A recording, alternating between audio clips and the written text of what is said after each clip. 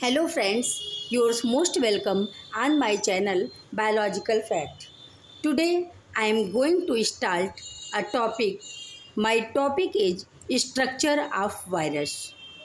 Structure of virus के बारे में आज हम आप सभी के सामने ये डिस्कस करने जा रहे हैं कि किसी भी जनरलाइज्ड वायरस का स्ट्रक्चर कैसा होता है और वायरस की संरचना में मीन्स विषाणुओं की संरचना में क्या क्या चीज़ें पाई जाती हैं और मुख्य रूप से बीमारियों के लिए और किसी भी डिजीज के लिए कौन कौन सा वायरस जिम्मेदार होता है एंड उसकी संरचना क्या होती है किसी भी जनरलाइज्ड वायरस की।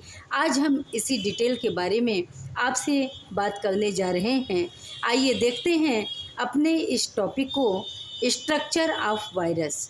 सी here on bold structure of virus, किसी भी विषाणु की संरचना।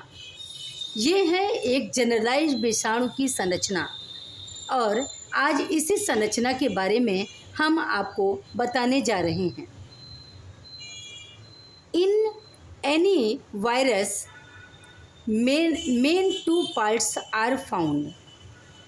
First, viral genome in which DNA or RNA is found in any virus structure, and if RNA is found in any virus, then DNA is not found in which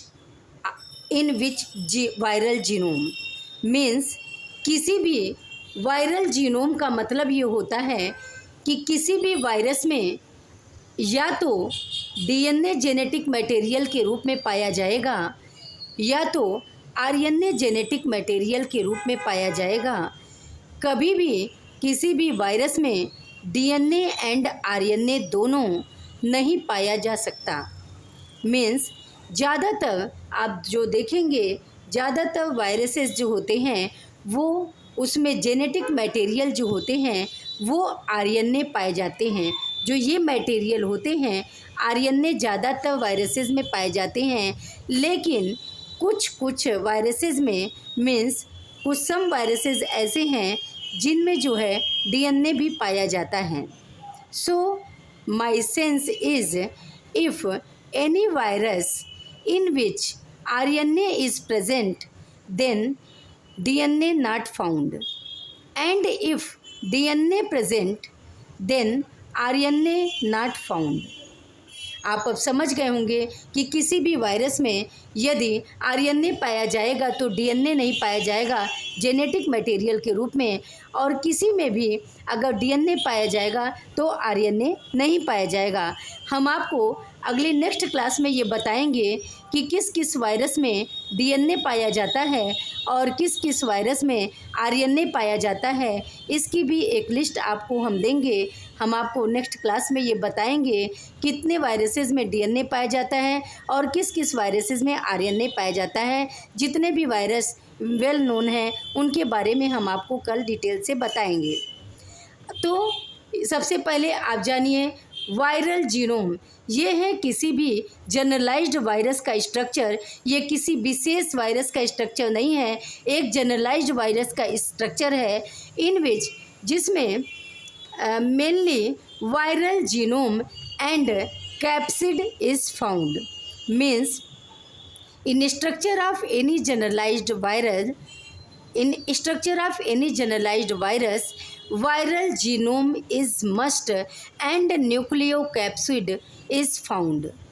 Nucleocapsid, such capsid in which proteins are found, that is the surrounding portion of any genetic material, DNA or RNA। So I talking about structure of virus। Firstly here, यहाँ पर आप या तो अंदर से देखिए। सबसे पहले आप देखेंगे कि यहाँ पर वायरल जीनोम, यहाँ पर देखिए ये स्ट्रक्चर जो है वायरल जीनोम मीन्स किसी वायरस के जीनोम का ये स्ट्रक्चर है, मीन्स वायरल जीनोम मीन्स होता है जेनेटिक मटेरियल के रूप में डीएनए और आरएनए का पाया जाना। तो वायरल जीनोम यहाँ पर है, किसी वायरस में या तो आरएनए पाया जाएगा, वो भी वायरल जीनोम के अंतर्गत आएगा, और डीएनए पाया जाएगा तो भी वो वायरल जीनोम के अंतर्गत आएगा। सो यहाँ पर वायरल जीनोम किसी भी वायरस में आरएनए और डीएनए पाए जाते हैं, या तो आरएनए पाए जाते हैं या तो डीएनए पाए जाते हैं। नेक्स्ट आप देखिए, इस वायरल जीनोम मीन्स ये जेनेटिक मटेरियल जो कि किसी भी जीव के लिए आनुवंशिक आधार होती है, किसी भी जीव के आनुवंशिकता का हेरिडिटी का आधार होती है, बेस होती है। ये जो है किसी भी जीव के स्ट्रक्चर को स्टार्टिंग से मेंटेन करती है। तो वायरल जीनोम मीन्स ये आप देख रहे हैं कवरिंग है, ये कवरिंग जो है ये न्यूक्लियोकैप्सिड है।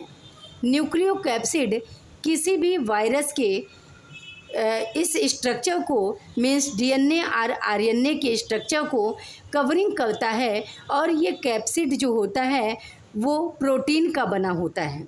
ये कैप्सिड, ये लेयर जो है वो प्रोटीन का बना होता है, और ये न्यूक्लियोकैप्सिड कहलाता है क्योंकि ये किसी भी वायरल जीनोम का कैप्सिड होता है, तो ये कैप्सिड न्यूक्लियोकैप्सिड कहलाता है।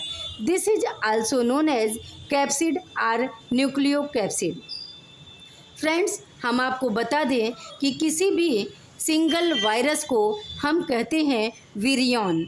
मीन्स जैसे हम आपको किसी भी एक जनरलाइज्ड मीन्स किसी भी एक सामान्य वायरस का हम आपको स्ट्रक्चर बता रहे हैं, तो किसी भी एक वायरस को हम कहते हैं विरियन। विरियन मीन्स एक वायरस के स्ट्रक्चर को अगर हम देख रहे हैं तो यहाँ पे हम कहेंगे स्ट्रक्चर ऑफ विरियन, और इसे कह सकते हैं structure of virus. So nucleocapsid is surround the genetic material or viral genome in which DNA or RNA is found। यहाँ पर देखिए ये स्ट्रक्चर है जो कि इस स्ट्रक्चर को कहते हैं वायरल टेगुमेंट। इस स्ट्रक्चर को कहते हैं वायरल टेगुमेंट। ये वायरल टेगुमेंट जो होता है ये डीएनए और आरएनए और उसके ऊपर जो कैप्सिड लेयर होता है, ये एक कैप्सिड की मोटी लेयर होती है जो कि सुरक्षात्मक आवरण का कार्य करती है किसी भी जेनेटिक मटेरियल के लिए। और इसके बाहर एक होता है वायरल टेगुमेंट। वायरल टेगुमेंट जो होता है वो कैप्सिड के बाहर it is the outer layer means it is the outer layer of any viral genome and nucleocapsid. ये न्यूक्लियोकैप्सिड के बाहर पाया जाता है। आप देख रहे हैं यहाँ पर ये न्यूक्लियोकैप्सिड है, इसके बाहर ये वायरल टेगुमेंट है। वायरल टेगुमेंट जो होता है वो न्यूक्लियोकैप्सिड और वायरल जीनोम को कवरिंग का कार्य करता है, जैसा कि आप यहाँ पर देख रहे हो। और इसके बाहर आप देखोगे तो ये स्ट्रक्चर जो है, ये स्ट्रक्चर जो है पूरा ये इन्वलप का कार्य करता है।